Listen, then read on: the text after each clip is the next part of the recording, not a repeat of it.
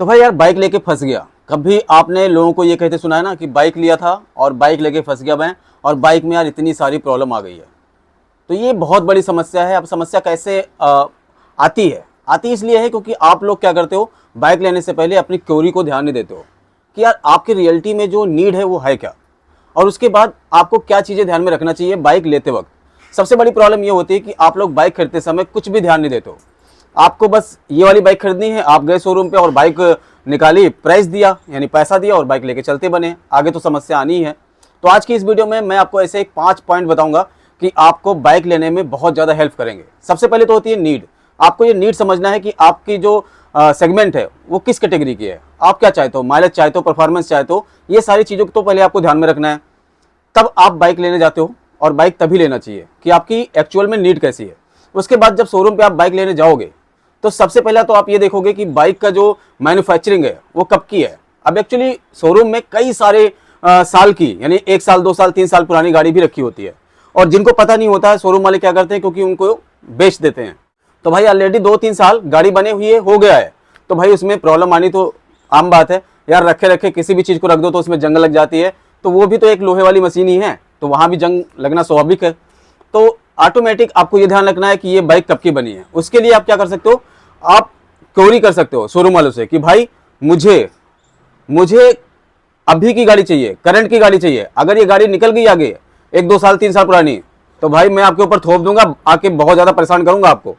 तो वो एक तो डर जाते हैं और आपको पुरानी गाड़ी देंगे नहीं। दूसरा आपको भी ध्यान रखना है, आप जाओ बिलिंग काउंटर पे, कहीं भी जाना है बिलिंग काउंटर पे जाना है, और वहाँ पे chassis number, engine number bike का लेके जाओ और उनसे बोलो कि सर ये गाड़ी कब की बनी है, प्लीज़ हमें बता दो।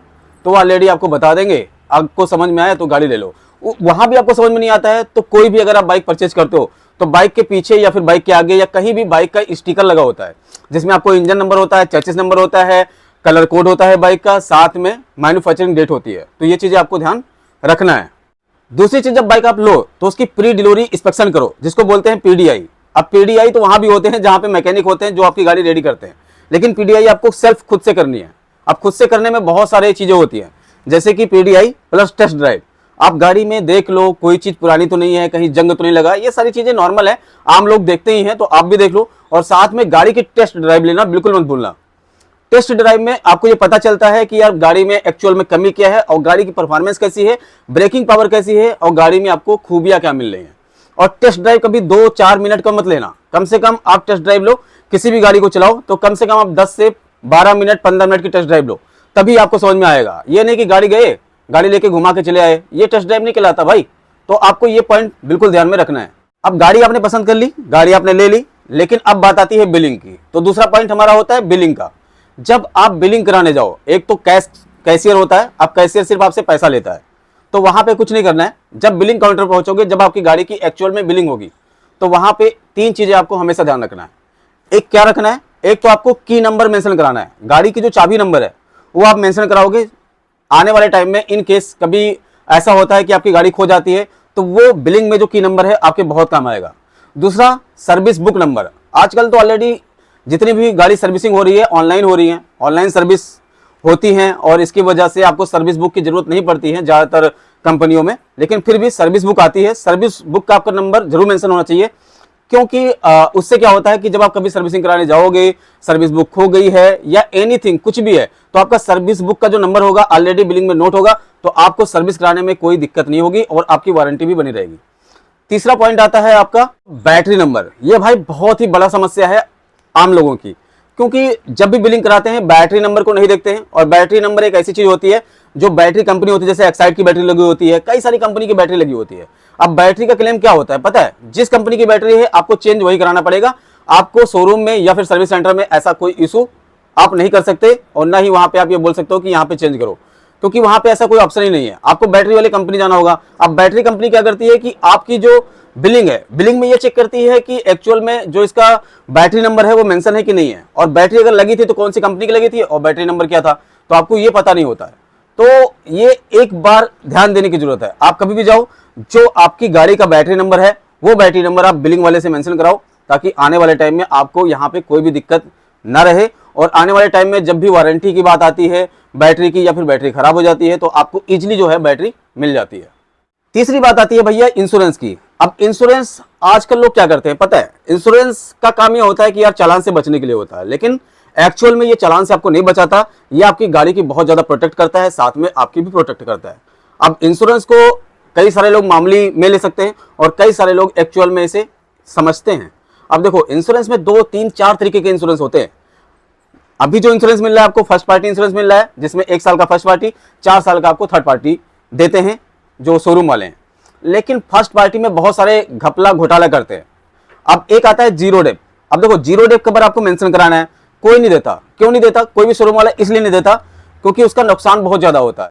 लेकिन आपको ये चाहिए कि आपको अपनी गाड़ी में फायदा चाहिए, तो आप अगर वो ना भी दे रहे हो जीरो डेप कवर, तो आपको जीरो डेप कवर मेंशन कराना है, जिससे जो आपकी कभी भी गाड़ी में एक्सीडेंटल होता है या कुछ भी टूट फूट होता है तो आपको 90% में क्लेम मिल जाए। तो ये एक बहुत बड़ी प्रॉब्लम आपकी सॉल्व हो जाएगी। ज्यादातर केस में क्या होता है कि आपको 50% क्लेम मिलता है।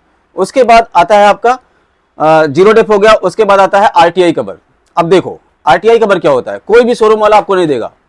अब आरटीआई कवर होता क्या है? आरटीआई कवर ये होता है रिटर्न टू इनवॉइस कवर। देखो जब भी इंश्योरेंस किया जाता है तो एक आईडीबी वैल्यू यानी एक गाड़ी की वैल्यू फिक्स हो जाती है, और वो जो गाड़ी की वैल्यू फिक्स होती है, जब इन केस कभी गाड़ी थेफ्ट हो जाती है, चोरी हो जाती है, तो आपको शोरूम नहीं बल्कि आपको इंश्योरेंस कंपनी जाना पड़ता है। और इंश्योरेंस कंपनी क्या करती है, जो भी आपकी वैल्यू है इंश्योरेंस की, उस हिसाब से आपको गाड़ी का पैसा पे करती है, लेकिन टाइम थोड़ा ज्यादा लगा देती है, क्योंकि भाई इंश्योरेंस कंपनी है ही ऐसी, थोड़ा बहुत तो घुमाती है। लेकिन यहाँ पे क्या होता है, आरटीआई कवर होता है। जैसे कि आपका इंश्योरेंस में वैल्यू है 60,000 रुपए और इनवॉइस में वैल्यू है आपका 90,000 रुपए, तो आपको क्लेम क्या मिलेगा? अगर आपने आरटीआई कवर ले रखा है यानी रिटर्न टू इनवॉइस कवर ले रखा है, तो आपको 90,000 रुपए मिलेंगे भाई गाड़ी के। यानी जो भी आपकी गाड़ी में पैसा आपने दिया है, टोटल जो आपको इनवॉइस दिया है बिलिंग वाले ने, उतना पैसा आप पाओगे। तो ये बहुत बड़ी आपकी प्रॉब्लम सॉल्व कर देगा इन केस अभी कुछ ऐसा होता है। तो आपको ये इंश्योरेंस में 2 चीजें ध्यान में रखना बहुत ही ज्यादा जरूरी है।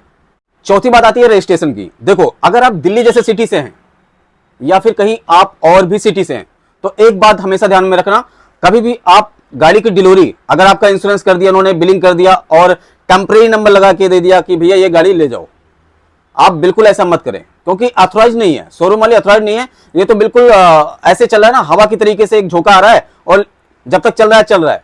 उससे क्या होता है, एक तो आपको चालान होने की डर होते हैं और चालान 100% होता है।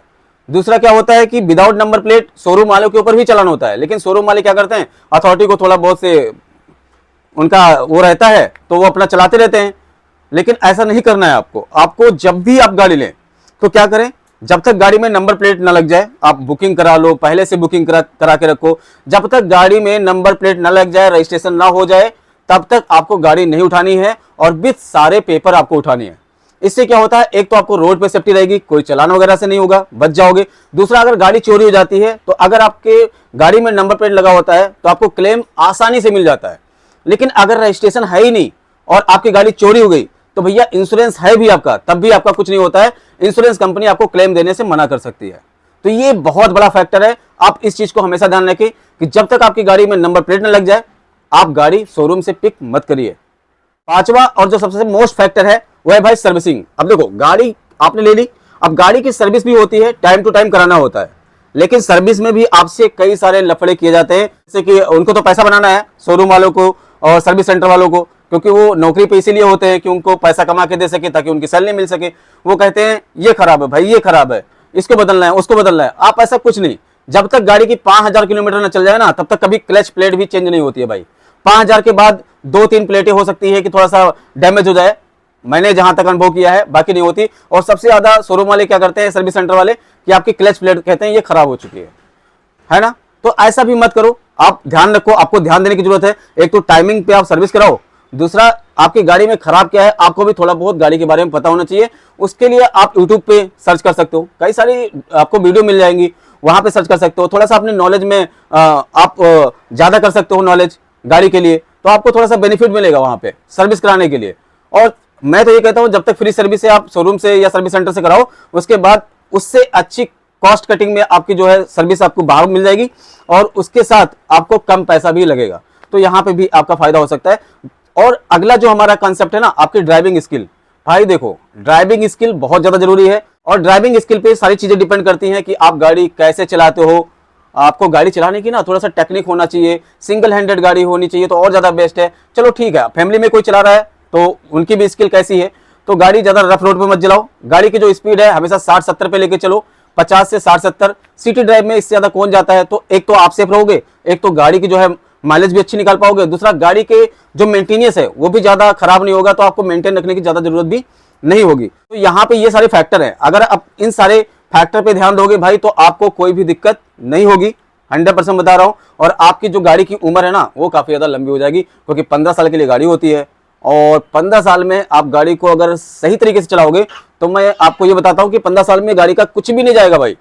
तो अगर आपने ये 5 चीज़ें ध्यान रखी तो आप गाड़ी के अपने खुद के नंबर 1 बॉस हो सकते हो। वीडियो कैसी लगी कमेंट सेक्शन में जरूर कमेंट करना। अगर वीडियो में आपको कुछ भी पसंद आया हो प्लीज यार वीडियो को लाइक करना, चैनल पे नए हो चैनल को सब्सक्राइब कर लेना, क्योंकि आगे आपको और भी ऐसे कंटेंट देखने को मिलते रहेंगे। Thanks for watching.